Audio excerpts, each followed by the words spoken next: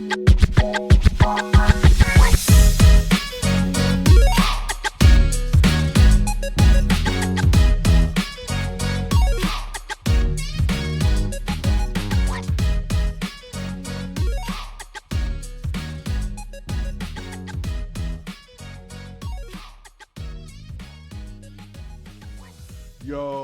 what's good? What's good? What's good? What's really good? Welcome to What's Really Good, the podcast. I'm your host, Mr. Matthew Lipsey. Today, I have a special guest in here, the community activist, the college instructor, and the rap artist himself, Mr. Ed Genesis. How you doing, Mr. Ed Genesis? Man, I'm great. Salute to the real. You already know what the rest can get. The grind don't stop, move accordingly. Thank you for having me. I appreciate you coming on the show, man. Absolutely. It's good to have you here. So I want to open up on you're a rap artist. You've been doing it for a long time, man. How did you get off into it? Just you know how it go. We was just in the hood, really. A lot of people freestyling and doing what they doing, but a lot of the people around me was like, "Man, you really got something. Like it's different." And it just started from there, just doing things, just whatever, and then turns into, well, let's make a group or let's do this. And it's been 20 plus years. 20 plus years. Yeah. They saw it in you a long time ago, though. In front of beginning, they saw you had something Yeah. special. A lot of people, which I appreciate. Yeah, it was like, man, maybe you should be doing something different. Mm-hmm. Yeah. So how many rap albums you got out under your belt right now? Under my belt, professional studio albums, I would say about 8 that you can stream. That's on every streaming service, and then also a bunch of mixtapes. I actually thought I had more than 8, but I did my research before coming here just to make sure, because I thought you might ask that. Right. And I was like, man, I only got 8, but it's 8 professional studio albums since 2006, starting with the 5th of Jan, which is my classic. Okay. Yeah. So tell me some of the people that you work with on them. Well, starting off. Like you say, you had a group. You started off in a group. Yeah, absolutely. We did the Thoroughbred Riders back in the day, and so we got my cousin Quincy Hughes. Shouts out to him, super dope producer. Mm-hmm. Working with my brother Newt. He great artist. My brother Big Yak G. Taran. That's how it started, and then we started branching out with a lot of other different groups. Also, my first CD that I ever hit was recording with Gangsta Knot, and so I landed that, and then I gotta shout out Prince T, because like first time I ever was in a real studio was with him and Kim Steele, and that was like, yeah. So I got a chance to work with some KZoo legends. Yeah. That's dope. Yeah, you going way back. Yeah, way back. Bringing back Yes, memories, sir. ain't it? I know it is, right? Yes, sir. So you got the rap thing in the headlock, Yeah. man. You're a pioneer, coming Yeah. from Kalamazoo. You're not originally from Kalamazoo, though, right? No. Born and raised Gary, Indiana. We moved here for better once I got expelled in Gary, and they had a family meeting, and it was like, he gonna wind up here or here, and you know what that is, streets or death or penitentiary. Mm-hmm. Yeah, we moved here in the middle of the night, about 4 or 5 garbage bags, everything we own, and yeah. My mama was like, Harriet Tubman or something. We started over, Yeah. That's cool. So, the rap, once you got that under control, a lot of people use that as a stepping stone. Yeah. When they move on to bigger and better things, after they done established themselves in that game and did all they can do. Now they want to move on to the next phase of their life and try to help people out and do other things, and that's where the community activists come in at. So tell us a little bit about you as a community activist. Absolutely. Well, I'm going to say, because I don't want to just gloss over the fact that for the way that I grew up, and the things that I thought about, it was God blessed me to where not only could I rap and do these things, but I started doing things that I never imagined. Like I hit MTV2 Sucker Free Freestyle, the longest running Sucker Free Freestyle of a non-signed artist. Then I was able to do 106 in Park. Then I got my own iHeart radio station. Then I got song placement, um, forensics files, George Lopez. I have 17 different television shows, including George Lopez and forensics file, and both of those are syndicated. So every 3 months for the rest of my life, the check. Somebody watched one of them episodes, the check coming in, and they're everywhere. Hong Kong, here, everywhere you can imagine. So my thought was to give back. I just felt like I went through what they call imposter syndrome. Like, wow, how can I be doing this? Like, I come from here, no pops, mama. And you never imagined. I never imagined. And so I wanted to give back. And I would pass out pizza and popsicles on the north side at the North Pole party store, which they call the Polar Bear. And you call it your office sometimes. yeah, definitely. Yeah, you know, you see, you meet people. That's I go there and politic and talk to the people and have some of my meetings there sometimes, which whatever. I got to change that up a little bit, but it is where I was connecting with the people, absolutely. Right. And I was approached by an organizer that was like, what you're doing is commendable, but have you ever heard of mass incarceration and school to prison pipeline? I had never heard of that before. It blew my mind, and I wanted to know more. It was the first year I voted. I drunk the Kool-Aid, as they say. Like, I was like, wow. I was a little bit intoxicated. Yeah, I was like, wow, like, teach me more, tell me more. And there, you know, America makes up just 5% of the nation's, the whole world's population. Right. But is responsible for about 26% of incarceration. You only make up 5%, but as far as incarcerated people, it's 26%. America over incarcerates, and predominantly, or misproportionately, I should say, is a lot of times young black men. And absolutely. Yeah. So would you say that they be like banking on a young black brother to go to prison? Yeah, absolutely. Like they be gambling and like odds, like Yeah. So one of the things that I was talking to you about off air before we got on was the school to prison pipeline and how it's you can look this up. They do use or they have used third grade test scores to identify how many bunks they can fill later on in the prisons. Like it's all a business, and especially once they open the door for private prisons, then it really was like, you know, you can like selling merch or you know, everybody can get in and sell bootleg T-shirt. What Cube say, bootleg T-shirt of the month. Everybody can sell a T-shirt to say you can't touch this. Because who owns or who sees you, so it's like private prisons does a lot of the same things. Who's really watching the fact that you have the money to build this and you're using third grade test scores? Here in Kalamazoo, we have something called the School Policy Act. It was written up in 1999 and pushed through in 2000, and it still exists in 2026. And it mandates the sharing of students' information with the judges, the police, and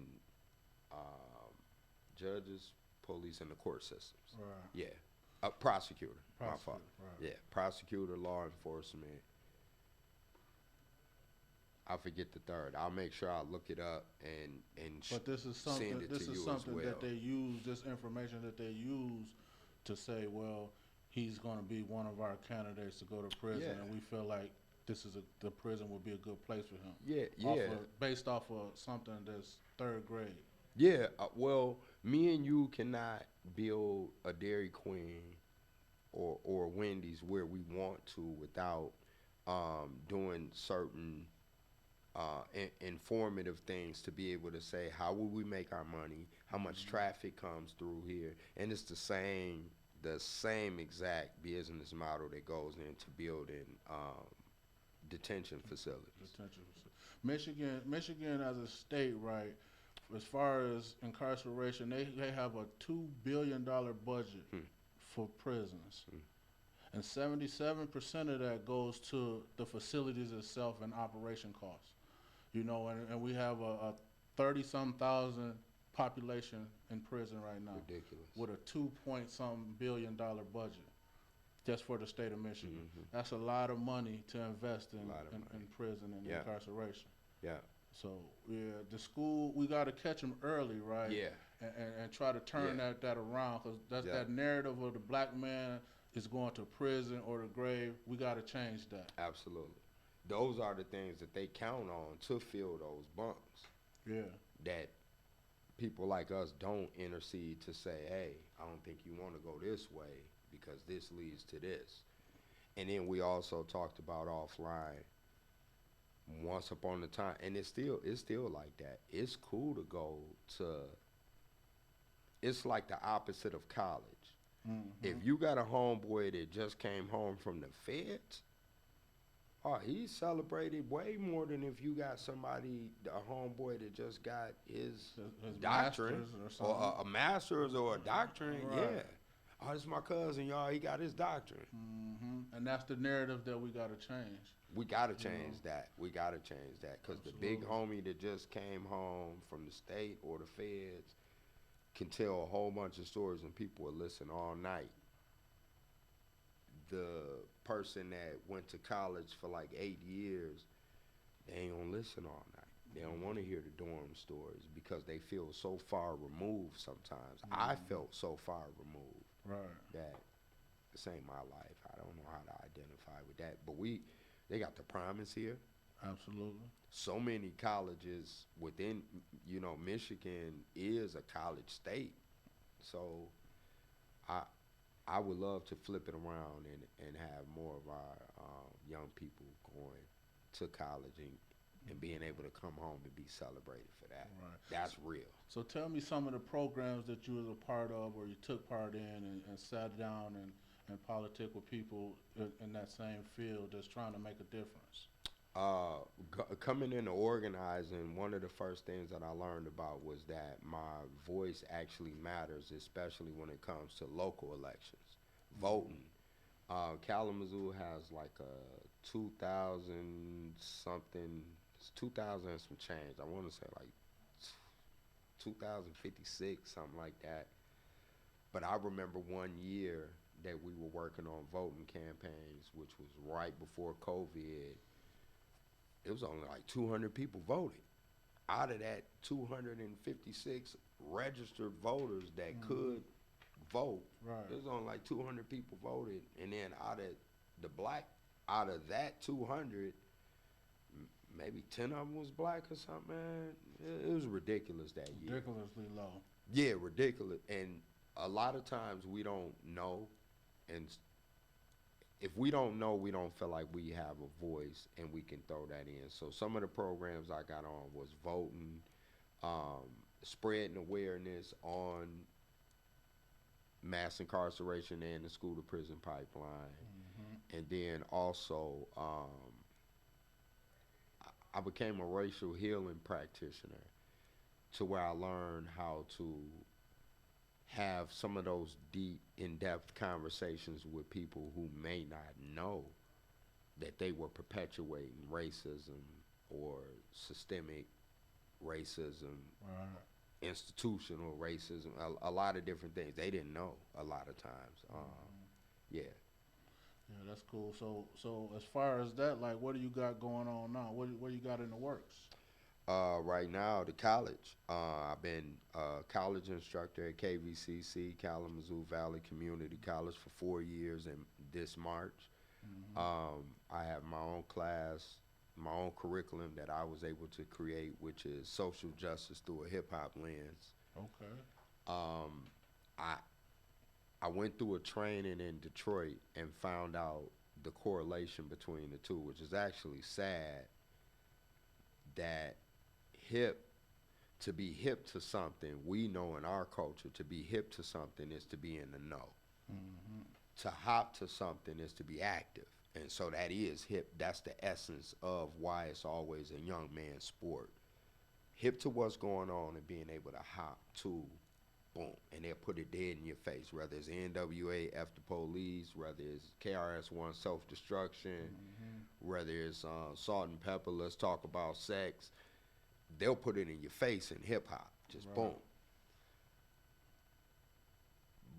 As it became an industry and a money maker, Hmm. it comes with a lot of different things now. Right. And one of the things that I learned that my epiphany, which hit the light, was in the '80s. They have a law, a thing that they came up with, which was called the broken windows theory. The broken windows theory suggests that if you park a car in a poverty-stricken community for at least an hour, it will be vandalized within that hour. Hmm. And it's like, duh, yeah. People don't have much, so you drop a wallet, people gonna get it. Right. But what they did with this was said, if we lock people up for vandalizing the car or going in a car that they feel like is vandalized, we will eliminate larger crimes. That was 1982 in New York. And it was Hmm. two white scientists. And as I'm taking this training and I'm learning about this, it's me and like two other black guys in the room. And I look at the one that's from Detroit and I said, I got to talk to you when we leave here. I said, because if my mind doesn't fail me, 82, I got to look it up. Grandmaster Flash and the Furious 5 dropped a Hmm. message, and they said broken glass everywhere. People pissing on the stairs, they just don't care. It's not that we didn't know, we knew our circumstances, and so they used their voice to project that. But white scientists who were not in that used that to help criminalize some of our surroundings. And that's what developed the class because I had organizing training and I am a hip hop artist. Right. My brain just like boom. And Hmm. I just went down a rabbit hole of doing research and seeing how many connections to different things, from the way we dress to there are certain places where St. Louis specifically, you can't wear your do rag in the mall. Hmm. Um, when I was young in Gary, we couldn't wear earrings, couldn't wear your hats ever because it was so much of a gang Right. element. Not that hip hop created this. I'm not blaming hip hop, but what Hmm. I'm saying is the correlation between, it's the same way as they did the Jim Crow laws. Um, you were basically criminalized for being black. They criminalized hip hop a lot of A times, lot of times. and I just saw that correlation, and that's where the class came And from. how long you been doing the instructor? Four Being an years. instructor? It'll be 4 years 4 in years. March. Yes, See, sir. that's real big. Congratulations on Thank you. that for having Thank you. given it to you. You know, you setting the bar real high, and you up there with some of the Thank you. greats. You know what I mean? Like the Thank you. David Banners and Wow. Bun B. You know what I Wow. mean? You could put yourself in that That's category with dope. them. You know what I mean? So I congratulations, received man. that and respect that. That's a Thank big you. ups to you. Thank You you. know. So Wow. yeah, and then like I That's said, humbling. that instructor thing is big, man. And then the Thank you. community, the stuff you do in the community, helping people, the kids and the prison and school pipeline. That's good.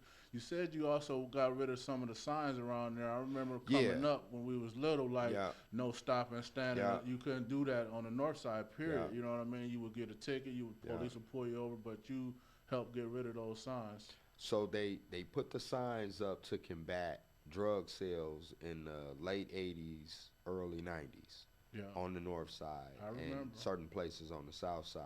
And these signs were never, it was unprecedented. They had never put signs like this in residential communities. These were construction zone signs or Yeah, demolition where you signs. couldn't park in front of your Man, own house. you couldn't park in front of your own house. You get a ticket. You couldn't stop and conversate with a person Nothing. on the side. You was labeled as a criminal. Yeah, I watched a coach drop his player off and have a conversation on Princeton, and during the school, it was after school. The police pulled up. I had to intervene in that and was like, he's a coach. He's talking to him. He's about to get out the car, and dude wanted to see his license. The police. What I learned That's about crazy. was what they call equity, and I was like, whoa, wait a minute. I had never heard of that word outside of the bank. Right. I didn't know equity was a thing in community. Like equality is one thing, but that just means me and you get the same coat when we go. They handing out coats. Me and you get the same coat. Right.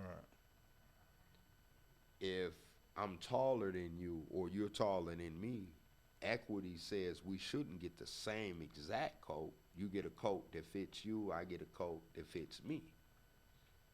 And so I'm sitting there in this train and I'm like, wait a minute. So that means we should be able to park in front of our house the same way you can park in front of your house. Yeah. And it was an older white woman there. Shouts out to Paula White, dope organizer. She said, well, sure. Like, she looked shocked. I said, I can't. I live on Princeton. I said, we can't park on the street. You're going to get a ticket. If you park out there and, like you said, you talking to somebody in the car, you police coming up, you catching a case. Yeah. Or even if you don't catch a case, you have an unwanted police interaction Encounter for with the no police. reason. Yeah.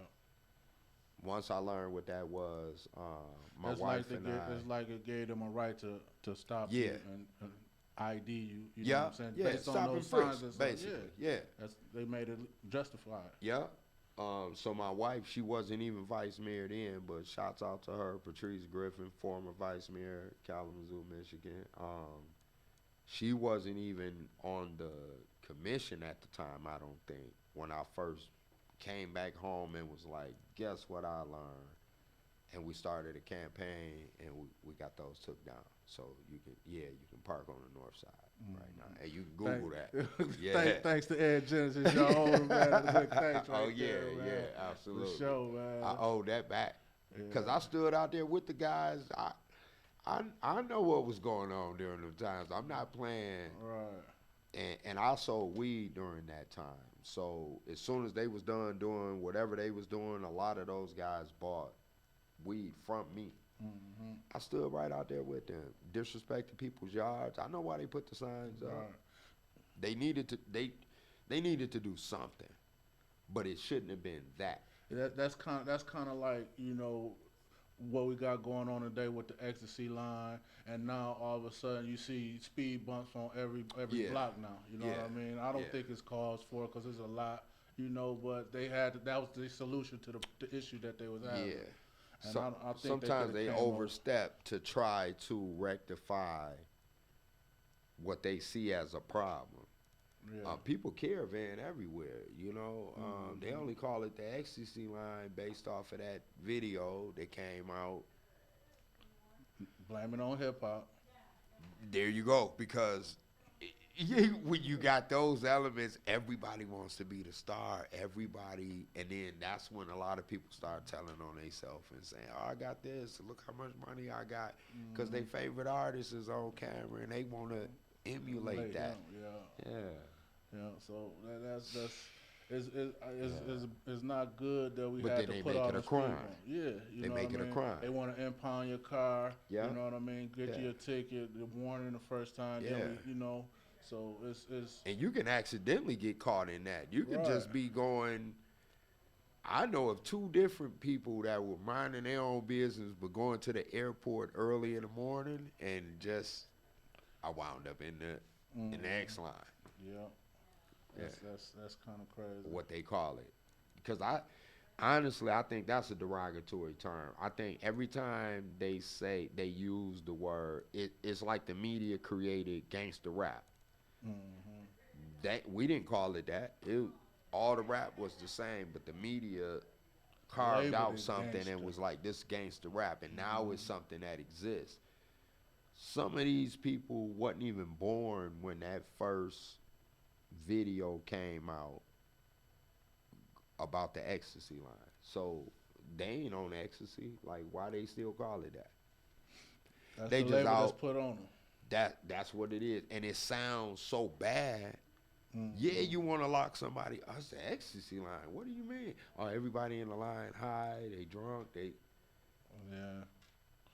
And that that's what come that's out. a bad narrative to put out against young people who may not be participating in getting high or breaking the law. So tell me this: do you think that they curved it a little bit and it slowed down in these recent months, last year, like or so? The people or the police? The ecstasy line situation itself, like did they come up with a good solution for the issue? I don't believe so. I don't think, because you're dealing with two different things. One, you got a line which represents a caravan, so them people following each other. And we did that when we was young, like we was Absolutely. deep. But then you have the people that's riding by themselves and they hitting donuts. They doing donuts in people's front yards. Like, I done heard some stories. I done Right. talked to some Doing community people 60 like down a 25 school 60 zone. down to 25, Yeah. if not faster, Hmm. tearing up elementary school things. I was like, what is, man, we ain't doing no stuff like that. Right. I don't know what type of drugs that is, or what the influence of that is, honestly. But I know those are two different things because you don't speed in a so-called line. You can't have a line of cars, everybody following each other, and then somebody going 60 and a 25. It's Hmm. accidents. So they would have to separate in my opinion, separate the two. The Who are the speeders, who are the people getting high, and who are the people that's just casually kicking it, caravan. Like, Hmm. people do that all the time. All the time. Yeah. Yeah. So many cities are famous for their spots of being able to come out and hang out. And Hmm. I think they should at least be able to do that. But yeah, when it gets To a certain extent. culturally, we have to Right. say, like, I live on the north side. I hate to see people discard their whole whatever they ate. Right. Man, just throw it out at the stop sign. I mean, at the stop That's sign or that's on wherever the they light, stop. It just wherever. Just whoop, let the whoop, one whoop. around. The whole cup, the whole tray. Yeah. It's like they trash can or something. So that Hmm. I don't like that. Right. I don't like There's a that. lot that come with it, and there's a lot that Yeah. me and you would like to see change with it. That's more community involvement and less law enforcement, though. Hmm.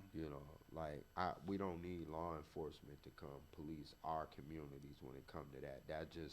We got to tell our young people, if you don't live over here, for one, don't come over here and do that. If you do Right. live over here, why would you do your grandmama street like that, or your Hmm. auntie street, or your cousin street, like, or Right. your street, Yeah. and don't let your homeboys do it. You know, Hmm. so Yeah. yeah. So coming up, right? Tell us what you got going on. What we look for in the near future coming from Ed Genesis? I'm extending the college class this year. It was just 2 hours, which was me breaking down the history, the correlation between social justice and hip hop, and then doing questions. I've met with KVCC this year. We're extending it to 6 to 8 weeks. So it'll be different classes where we talk about a lot of different things, from substance abuse to the violence to the love in the penitentiary part. A lot of different things with that and breaking it down. I'm also gratefully still being able to do music, so I'm dropping another project. New music coming soon? Yeah, new music coming soon. Okay. My birthday, April 30th. I probably drop a little something on my birthday. So that's great, because it streams everywhere. And finally, this year, dropping the book, Fatherless, which plays off my father's name, Leslie Griffin. So they called him Les. But then it also, the police, Gary Police Department killing him, left me fatherless. Nobody went to jail for it. So new book coming soon. Yeah. So I'm dropping that. I've been talking about it for years, and every time I feel like it's dropping this year, some other things that happen. I believe this year I'll be able to do it, probably on the day he was killed, which was September 13th, instead of his birthday, which is March 6th. Yeah, so that's what's coming up for me this year. Okay. Looking forward to the book. And man. it's a trap. It's a trap. I gotta say that. It's a trap. It's coming. May 23rd, Memorial Day weekend. Guest speaker, my brother, Antoine Tanner. Dope actor, Moesha, Coach Carter, One Tree Hill. Okay. Yeah, so he'll That be Memorial here. Day weekend. Memorial Day weekend, Saturday, May 23rd, he'll be here. So I'm excited for that. That's our third one, and It's a Trap stands for Trauma Reducing Applied Practices.